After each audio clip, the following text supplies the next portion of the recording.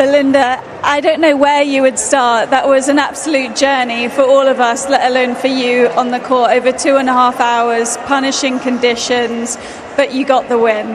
How does that feel? Feels amazing. Feels like 170 kilo fell off my shoulders. I was so stressed. I really wanted to do well, and I don't know, today I felt so much pressure to not let my team down. And let's go now. Belinda Bencic just pulled off something that barely sounds real. 8 matches in 1 week and 8 wins. Not 7. Not almost perfect. 8 for 8. While most of the tennis world was locked into debates about whether Iga Świątek or Coco Gauff would carry their teams to United Cup glory, Bencic was quietly dismantling everyone put in front of her. Singles, mixed doubles, it didn't matter. Switzerland didn't sneak into the final by accident. They were dragged there by one player who refused to lose. The WTA didn't predict this run, fans didn't see it coming, and even seasoned analysts were caught off guard. The big question now is simple but dangerous. Is this the beginning of a real comeback statement from Bencic, or just one of those magical weeks that burns bright and fades before the majors begin? It's the excitement of those last couple of games in particular, but we were blown away. 5-6, 30-all, you changed the racket, you then didn't lose another point. That kind of decision-making in the moment, you have to be so proud of to realize what you needed in that tough scoreline.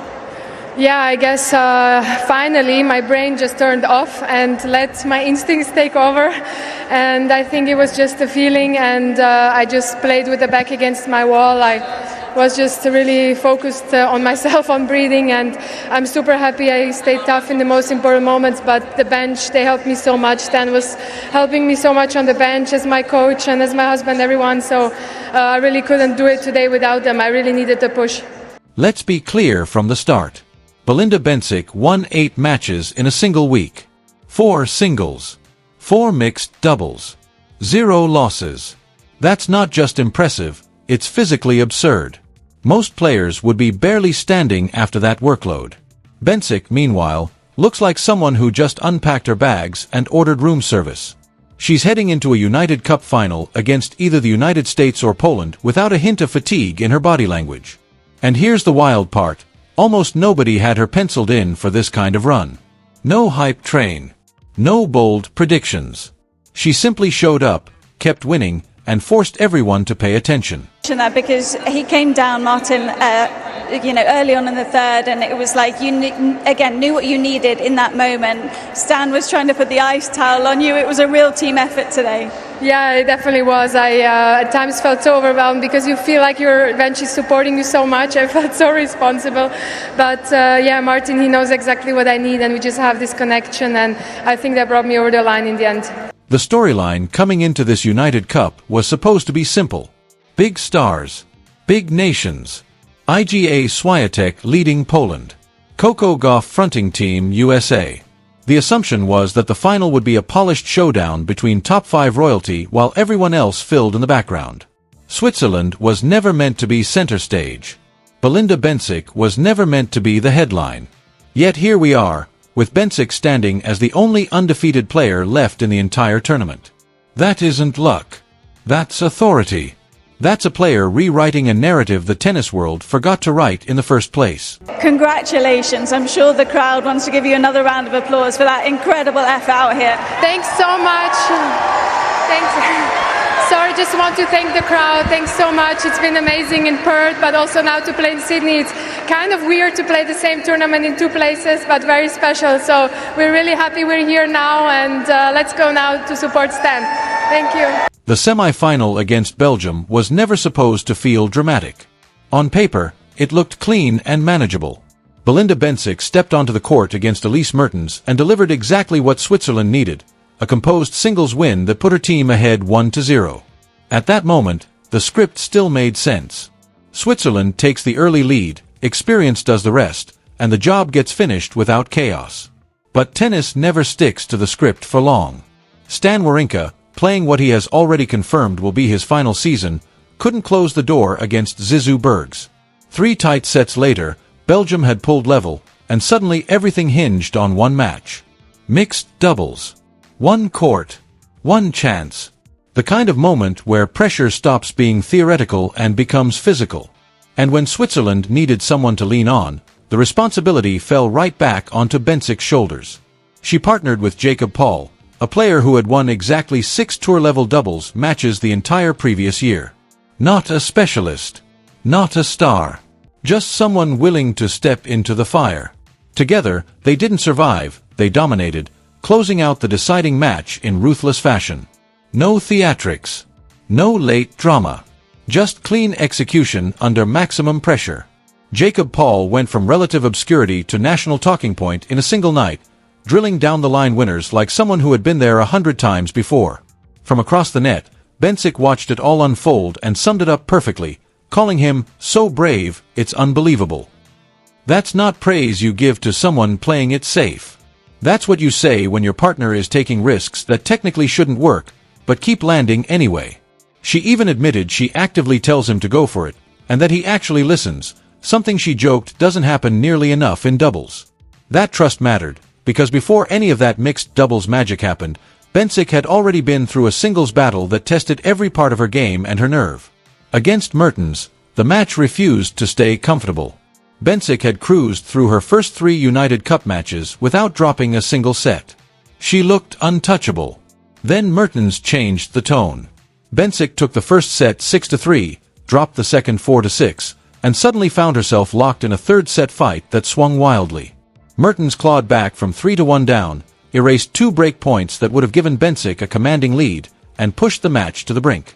With Bencic serving at 3-3, 30-30, down 6-5, Mertens was 2 points away from forcing a decisive edge. That's the moment where players either shrink or reveal exactly who they are. Bencic didn't blink. She won the final 9 points of the match. 9 straight. No hesitation. No wobble. She even switched to a freshly strung racket mid-match, later admitting her brain basically shut off and her instincts took over. It was an oddly honest explanation and maybe the most revealing one. The match lasted 2 hours and 37 minutes in brutal heat, with temperatures soaring to 43 degrees Celsius. Organizers had already pushed start times earlier knowing the conditions would be dangerous, and still the court felt like an oven. Bencic didn't complain. She didn't slow the match down. She powered through, closed it out, and then immediately had to reset for mixed doubles with no real recovery window. No ice bath break. No extended rest.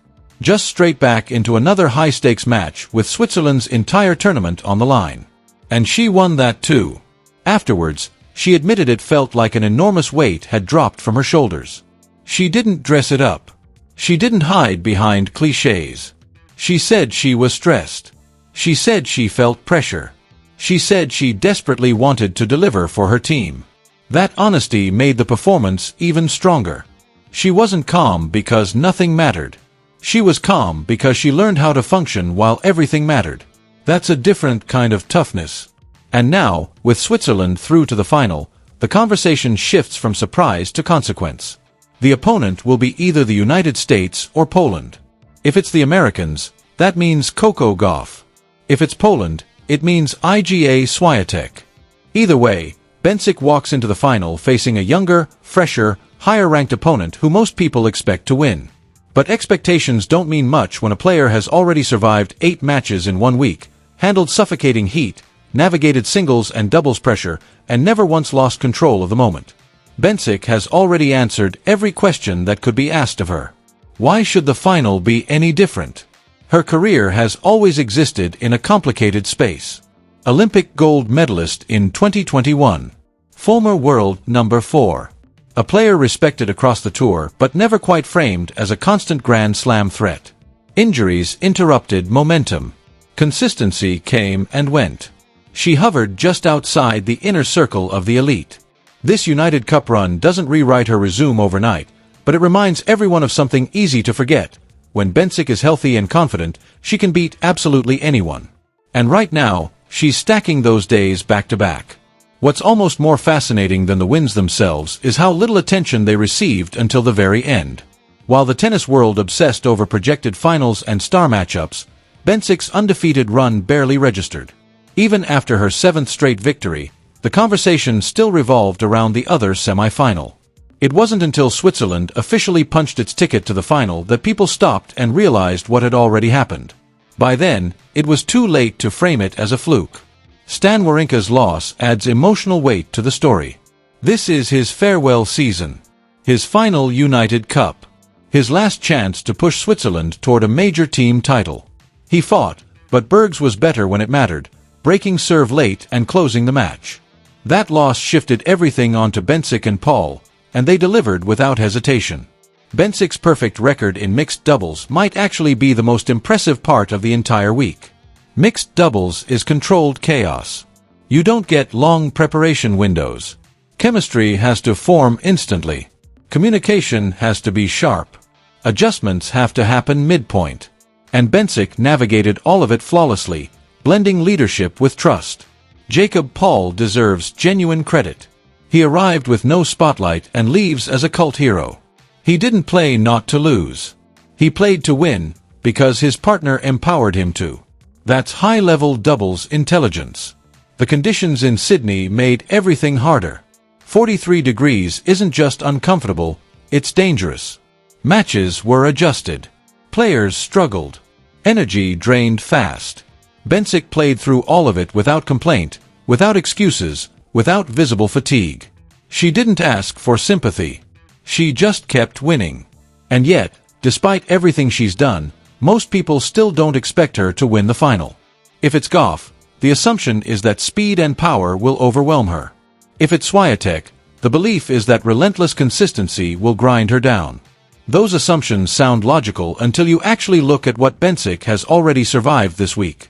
She's won tight battles and dominant ones. She's thrived under pressure. She's adapted on the fly.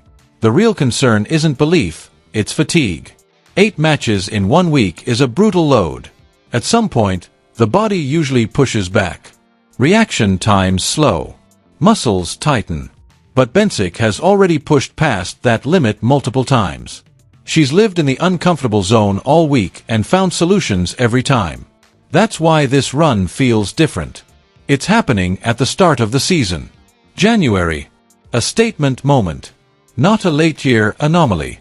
She's setting a tone, reminding the tour that depth matters and danger doesn't stop at the top 5. The final will be compelling no matter the opponent. A rising American star versus a flawless Swiss veteran, or the world number 2 against a player who hasn't lost all week. Either way, Bencic has already exceeded expectations. But she's not here to be polite about it. She wants the title. And based on everything we've seen, that belief is earned. 1 match left. 1 more test. 1 more chance to prove this wasn't just a perfect storm. Switzerland wasn't supposed to be here. Bencic wasn't supposed to be perfect. Jacob Paul wasn't supposed to matter. And yet, here they are, 1 win away from a United Cup title nobody predicted. That's the beauty of team tennis. It rewards courage, punishes assumptions, and creates moments that don't ask for permission. Belinda Bencic has rewritten the story. 8 wins. 0 losses. 1 final to go. And if this week has taught us anything, it's that betting against her now would be the biggest mistake of all.